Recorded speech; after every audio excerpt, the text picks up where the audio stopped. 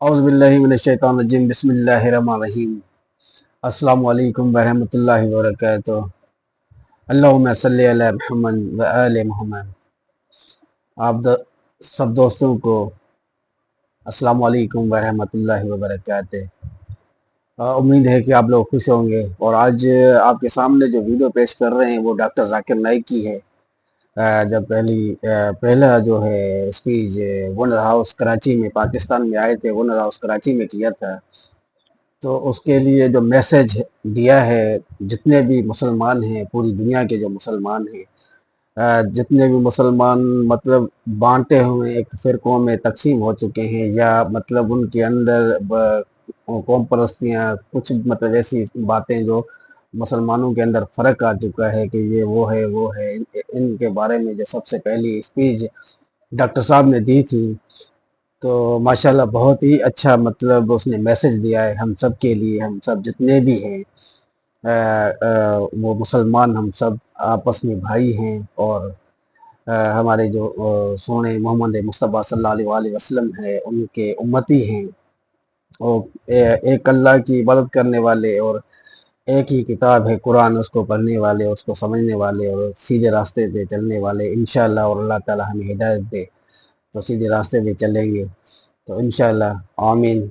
تو یہ ویڈیو آپ دیکھیں اور پوری ویڈیو آپ سنیں، اور میرا جو یوٹیوب چینل ہے اب نیا ہے، اگر آپ میرے چینل پہ نئے ہیں تو آپ سبسکرائب کریں اور لائک بھی کریں، شیئر بھی کریں تو بڑی مہربانی ہوگی، اور لازمی کمنٹس کیجئے گا کہ یہ ویڈیو آپ کو کیسی لگی، اور مجھے بتائیے گا، آگے میں کوشش کروں کہ ایسی ویڈیو آپ کے سامنے میں پیش کروں۔ السلام علیکم۔ ڈاکٹر ذاکر نائک صاحب کو پاکستان میں پاکستانی قوم کی طرف سے، تمام حاضرین کی طرف سے خوش آمدید کہتا ہوں، مرحبا کہتا ہوں۔ آج ہمارے لیے بہت خوشی کا دن ہے، اور میں اس موقع پہ 2-3 باتیں ضرور عرض کرنا چاہوں گا۔ سب سے پہلی بات یہ کہ یہاں بہت سارے علماء ہیں، مختلف رہنما ہیں، جو اپنی پارٹی کی بات کرتے ہیں، جو مکتب فکر کی بات کرتے ہیں، کوئی دیوبندیت کی بات کرتا ہے، کوئی سنی، کوئی شیعہ، کوئی بریلوی، کوئی اہل حدیث، کوئی اور بات کرتا ہے، لیکن ڈاکٹر ذاکر نائک صاحب انسانیت کی بات کرتے ہیں۔ تو یہ بہت بڑا ہمارے لیے ایک موقع ہے کہ یہ ہم سب سے اوپر بات کر رہے ہیں، اور ان کا جو دائرہ کار ہے اس میں 8 بلین انسان ان کے سامنے ہیں۔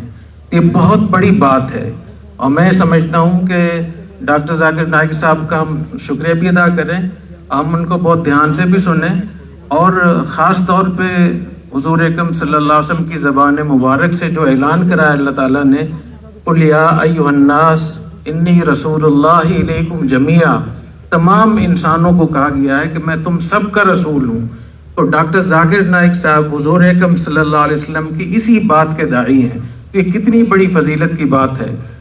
دوسری بات، یہاں جو ہمارے حضرات تشریف لائے ہوئے ہیں، مختلف مذاہب کے حضرات تشریف لائے ہوئے ہیں، میں ان کو بھی خوش آمدید کہتا ہوں، اور میں ایک ان سے درخواست کروں گا اور ایک آپ سے درخواست کروں گا۔ آپ سے تو میں یہ درخواست کرنا چاہتا ہوں کہ جو لوگ بھی کسی بھی ریاست میں کسی ایگریمنٹ کے ساتھ، کسی نیشنلٹی کے ساتھ، کسی ویزے کے ساتھ رہتے ہیں، ان کے وہ تمام حقوق ہیں جو مسلمان کے ہیں۔ تو ان جو اقلیتیں پاکستان میں رہتی ہیں، ان کی جان، مال، تحفظ اور عزت کی حفاظت ہم سب پر فرض ہے۔ یہ کتنے افسوس کی بات ہے کہ کوئی ایک آدمی حرکت کرتا ہے، پوری بستی کی بستیاں جلا دی جاتی ہیں۔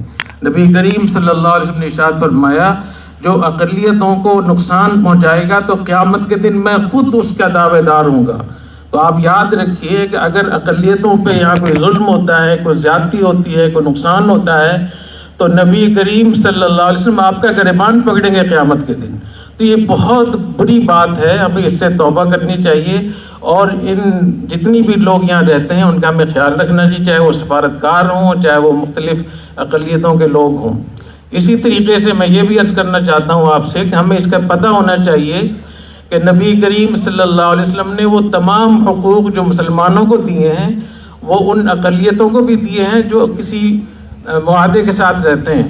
فقہا نے لکھا ہے جیسے کسی مسلمان کی غیبت ناجائز ہے، ایسے جو غیر مسلم اسلامی ملک میں رہتے ہوں ان کی غیبت بھی ناجائز ہے، ان سے حسد کرنا بھی ناجائز ہے۔ تو ہم کس طریقے سے لوگوں پہ ظلم کرتے ہیں اور نام سنتے ہی ہم ان کو نقصان پہنچاتے ہیں. تو ہمیں اس کا خیال رکھنا چاہیے. دوسری بات اسی میں کہ ہمارے دین میں نبی کریم صلی اللہ علیہ وسلم نے غیر مسلموں کے ساتھ، اقلیتوں کے ساتھ کیا معاملہ کیا تھا. میں صرف ایک واقعہ آپ سے عرض کروں گا کہ حضرت ابو بصرہ غفاری رضی اللہ تعالیٰ عنہ وہی کہتے ہیں کہ ہمارے علاقے میں قحط ہوا تو کچھ کھانے پینے کو نہیں تھا، تو ہماری قبیلے نے مشورہ کیا کہ ہم مدینہ چلتے ہیں، وہاں کھانے کے لیے ضرور ملے گا. وَنَحْنُ لَا نُرِيدُ الْإِسْلَامِ، اسلام لانے کا ارادہ نہیں تھا. تو اس سے معلوم ہوا کہ جو غیر مسلم ہمارے ملک میں رہتے ہیں اگر وہ کسی پریشانی میں مبتلا ہوں تو ان کے ساتھ ہمارا اتنا اچھا رویہ ہونا چاہیے کہ وہ پریشانی میں ہم سے کہیں، ہم ان کے ساتھ پہنچیں.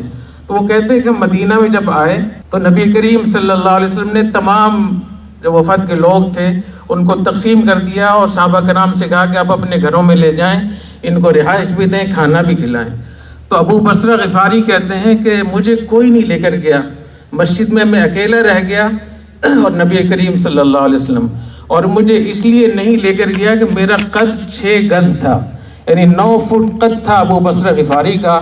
تو یہ محسوس ہوا کہ اتنے لمبے تڑنگے شخص کو کون کھانا کھلائے گا. تو نبی کریم صلی اللہ علیہ وسلم نے میرا ہاتھ پکڑا اور مجھے گھر لے گئے. آپ کا بھی روزہ تھا، گھر والوں کا بھی روزہ تھا، 7 بکریاں تھیں. تو نبی کریم صلی اللہ علیہ وسلم نے کہا کہ ان کو دودھ پلائیں. تو 7 بکریوں کا دودھ ابو بصرہ غفاری کہتے ہیں کہ میں پی گیا اور نبی کریم صلی اللہ علیہ وسلم کے لیے اور آپ کے گھر والوں کے لیے کچھ نہیں بچا. چونکہ میں نے دودھ بہت زیادہ پی لیا تھا اور پیٹ میرا خالی تھا تو مجھے اسہال ہو گئے اور پیٹ کا مسئلہ ہوا، اور مجھے اتنے اسہال ہوئے کہ میں بالکل بستر بھی خراب ہو گیا اور میرے کپڑے بھی خراب ہوئے. نبی کریم صلی اللہ علیہ وسلم کو رات میں اس کا پتہ چلا، آپ خود تشریف لائے، فغسلنی، خود اپنے ہاتھ سے میرا بال و برات دھویا، وَأَزَّرَنِي بِإِزَارِي، اور اپنے کپڑے مجھے پہنائے. تو نبی کریم صلی اللہ علیہ وسلم کا تو معاملہ اقلیتوں کے ساتھ یہ تھا. تو ہمیں بھی اس کا خیال رکھنا چاہیے. اسی طریقے سے جو حضرات یہاں تشریف لائے ہوئے ہیں مختلف مذاہب کے حضرات، میں ان سے کہتا ہوں کہ جس نبی نے آپ کے لیے وہ تمام حقوق دیے ہیں جو ایک عام مسلمان کے ہیں، تو اس نبی کا اکرام اور احترام آپ پر بھی کرنا چاہیے. اور خاص طور پہ جب آپ نے یہ کہہ دیا یا ایھا الناس انی رسول اللہ الیکم جمیعا، تو نبی کریم صلی اللہ علیہ وسلم سب انسانوں کے رسول ہیں، وہ آپ کے بھی رسول ہیں. یہ الگ بات ہے کہ آپ کو اطمینان نہ ہو، لیکن رسول اور نبی وہ آپ کے بھی ہیں. جیسے موسیٰ علیہ السلام ہم سب کے نبی ہیں، رسول ہیں، عیسیٰ علیہ السلام کو ہم سب مانتے ہیں، ایسی رسول اللہ بھی آپ کے بھی رسول ہیں. تو میں سمجھتا ہوں کہ جتنے بھی غیر مسلم ہیں ان کو نبی کریم صلی اللہ علیہ وسلم کی اس دعوت کو سوچنا چاہیے اور اس پہ ان کو غور کرنا چاہیے. تیسری بات، میں مختلف جو مکاتب فکر کے حضرات تشریف رکھتے ہیں، ہم لوگ کس بات پہ لڑتے ہیں؟ ہم سب لوگ یہاں پاکستانی ہیں، مسلمان ہیں، جو ہمارے آپس میں فقہی مسائل ہیں، نظریاتی مسائل ہیں، تو اپنے درسگاہ تک رکھیں، اپنے مدرسے تک رکھیں. دنیا میں پھیلا کر لوگوں کو لڑانا یہ فساد فی الارض ہے جو ناجائز ہے اور حرام ہے. اور اسی وجہ سے کتنے بڑے بڑے ملک ہمارے ہاتھوں سے چلے گئے ہیں. آج آپ دیکھ رہے ہیں کہ غزہ میں کیا ہو رہا ہے، لبنان میں کتنا بڑا سانحہ ہوا ہے حسن نصر اللہ کا، اسماعیل ہنیہ کا کتنا بڑا حادثہ ہوا ہے ایران میں. وہ دندناتے پھر رہے ہیں یہود و ہنود اور ہم آپس میں لڑ رہے ہیں. تو میری آپ سے درخواست ہے کہ پارٹیاں اور اپنے مدرسے اور اپنے مکاتب فکر وہ ہمارے دین میں، شریعت میں ریاست سے نیچے آتے ہیں.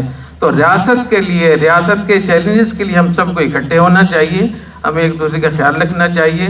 اور میں اس موقع پر یہاں سندھ حکومت کا بھی بہت شکر گزار ہوں، آئی جی، ڈی آئی جی اور یہاں کے جتنے بھی حضرات ہیں، وہ انہوں نے ڈاکٹر ذاکر نائک صاحب کی سیکورٹی کے لیے بہت زبردست ماشاءاللہ انتظامات کیے ہیں.